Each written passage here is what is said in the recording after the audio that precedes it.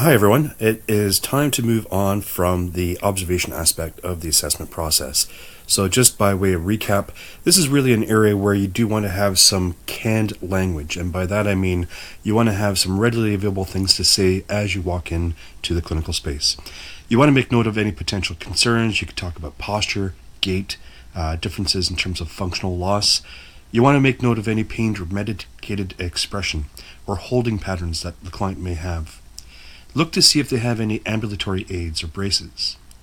With respect to the skin, look for swelling, bruising, or scars. Look for any differences in terms of bulk or symmetry. And here, if we're talking about an axillary nerve lesion, I look to see if there's any sort of deltoid atrophy, which is available in some cases, as well as some trick movements in and around the shoulder.